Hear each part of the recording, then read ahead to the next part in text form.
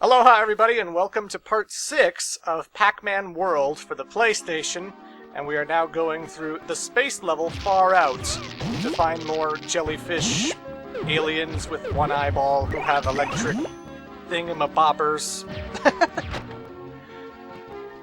Why are we in outer space? I don't know.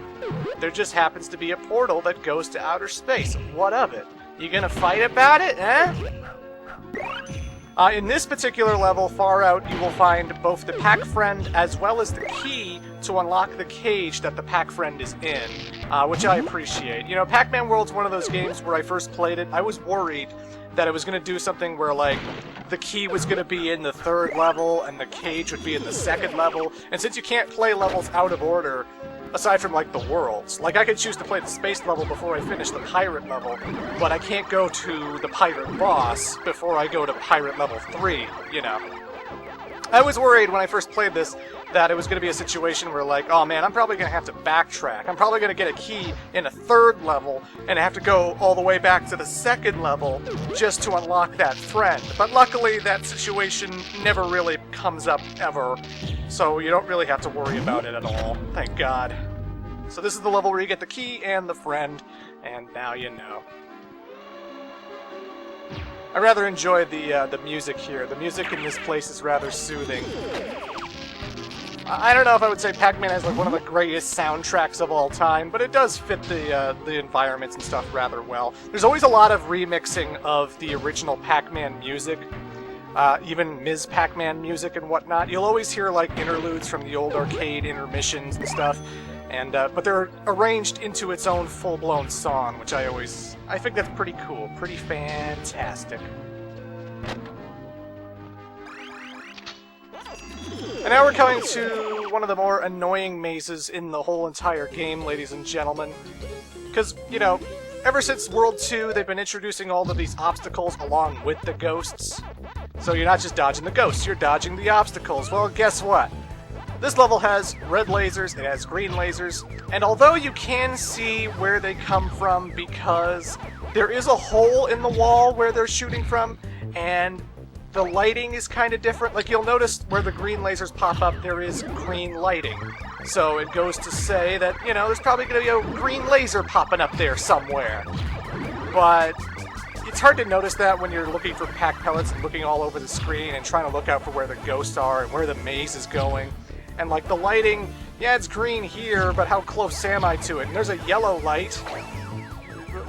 What about the red light? Like, the red lasers and the green lasers, they alternate. They go on their own set period. They don't turn on at the exact same time. So you might see a red laser turn on, and then you think, okay, all the lasers are turned on. But then the green one pops right up in front of you, and it's like, ah. I just don't like it, is all. I don't like it because I can't manipulate it, and I can't get past, and then ghosts can corner me and kill me, and Luckily, you know, again, this only contributes to my overall life score. If I have 50 lives, I have 50 tries for that one particular maze. Those falling magma rocks, they damage you when they're falling, but they don't damage you when they've actually connected with the ground. They leave like this little fire coming up, but like the fire doesn't actually hurt you. It's just one of those weird little quirks you notice when you're playing the game that's, I guess, good for speedrunners, because if they're going for every pixel, if they're trying to be pixel perfect and take advantage of every friggin' moment that they can, when the fire's there, the fire doesn't actually hurt you. You're just dodging the object itself, not so much the fire it leaves when it actually lands. You know, stuff like that.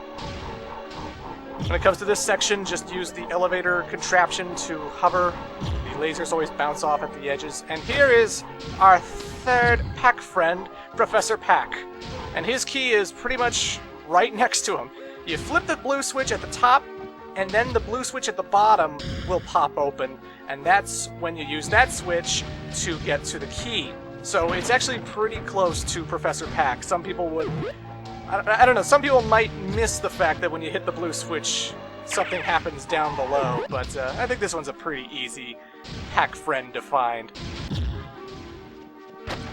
And since this is the land of Spaceland, and we're finding Professor Pac here, I wonder how many people noticed that in the opening cinematic, all of the Pac friends were kidnapped by their respective world's bosses. You see, Puka was knocked out by a floating ship anchor, and then the ship anchor grabbed him and took him away. Who was the boss of Pirate Land? HMS Windbag. It was a floating pirate ship. Makes sense. The dog was walking around, and then we saw a mummy come out from underground and drag him underground. Who was the boss of the second world? Anubis Rex. A mummy. He had a mummy hand, and he chased us. And then what happened to Professor Pac in the opening cinematic? Well, he was just looking at his map in front of Pac-Man's house.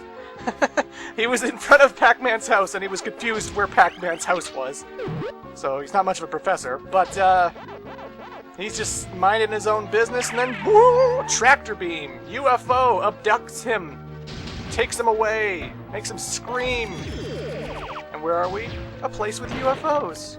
Outer space! With lasers and frickin' I was gonna say lasers and frickin' laser beams, but either way.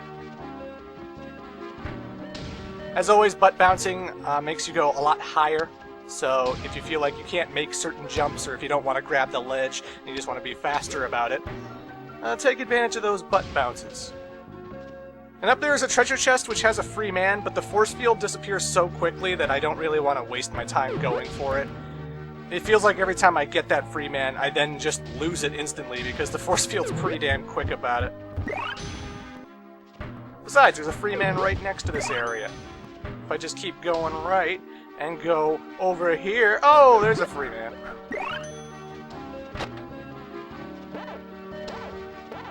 So in part 1, a lot of people talked about the sequel to Pac-Man World, Pac-Man World 2, which is for the PlayStation 2 and the GameCube, and I think the original Xbox, but I might be wrong about that. I own Pac-Man World 2 for the GameCube, and I played the heck out of it when I got it. I actually got that game the same time that I got Sonic Adventure 2 Battle. I remember it vividly because it was my 4th ever GameCube game. And again, it was a big introduction into Pac-Man. There's so many unlockable games in Pac-Man World 2. You can get Pac-Mania, Pac-Attack, the original Pac-Man, Ms. Pac-Man. But you had to unlock it by finding tokens. In fact, the token you get at level complete in this very game is the tokens you collect in Pac-Man World 2. So, how about that?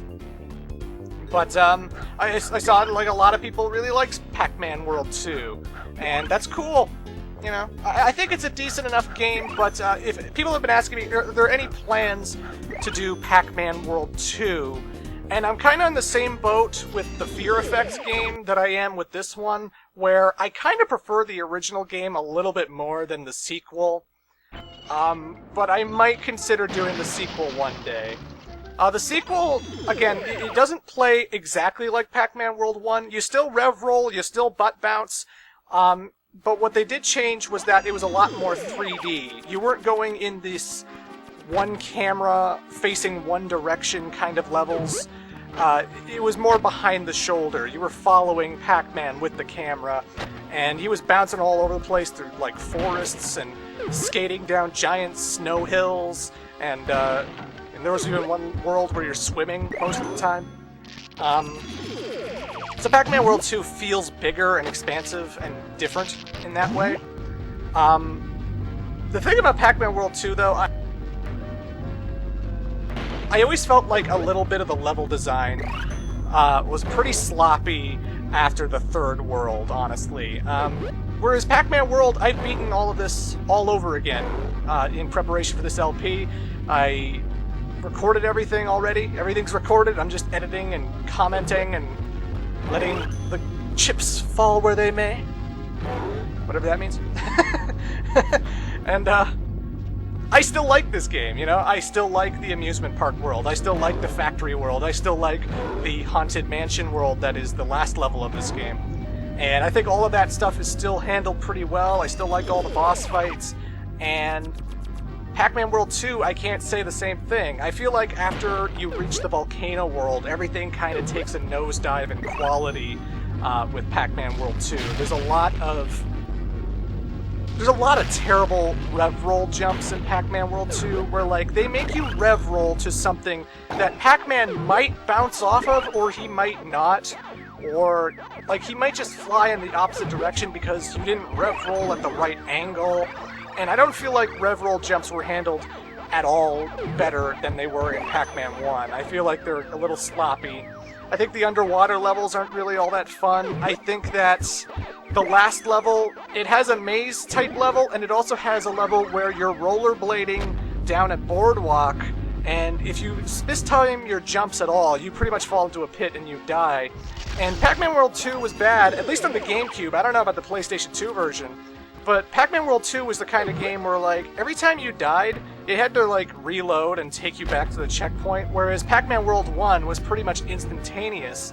Like, you die, the music keeps going, you just come back to the checkpoint almost instantly. And I don't know. I realize a lot of people like Pac-Man World 2. I just never really felt it was better than Pac-Man World 1. I feel like the platforming is way more solid in this game. I think the atmosphere and stuff, again, it might be nostalgia. This was a game I played before Pac-Man World 2, and I did play the hell out of it on the PlayStation, but I do think, like, the last three worlds just kind of get kind of obnoxious and not fun. Especially the volcano boss, which is Blinky, although they called him Clyde in that game, but that boss is harder than the final boss, and it's such a pain in the ass. Have you ever wanted to dodge fireballs that leave fire on the ground after they hit everywhere, but he's shooting like 3 at a time, so you're constantly running into shit, and there's no way to, like, hurt him until he dips down, and I hated that stuff. I just thought the last half of Pac-Man World 2 was just kind of eh.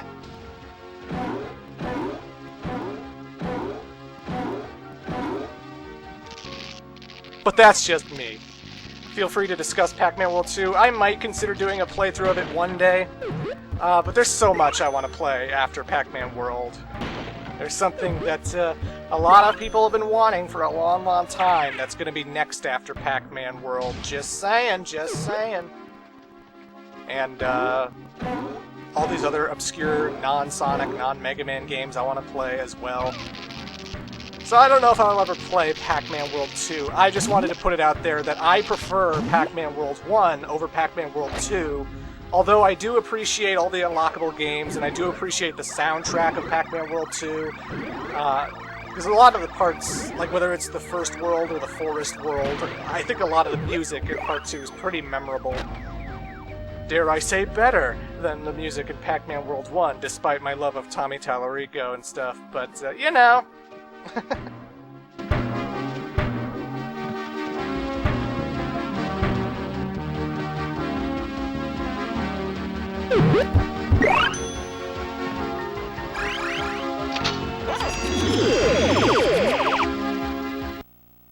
Love that space music. Love it to death. So fun. So fun. This maze is a lot better than the last maze. Instead of dodging red lasers and green lasers, now we're seeing the meteors falling. And again, the same thing that applied to the platforming level still applies to the mazes here. If they land, and then you see fire there, you can actually run through the fire. The fire will not damage you. You just can't get a direct contact with the meteor itself, because that will damage you. Like that. Don't let that happen. Don't eat a ghost on top of the crater, because that will hurt you. But the fire you can pretty much touch and nothing will be, it'll be all hunky-dory, you know?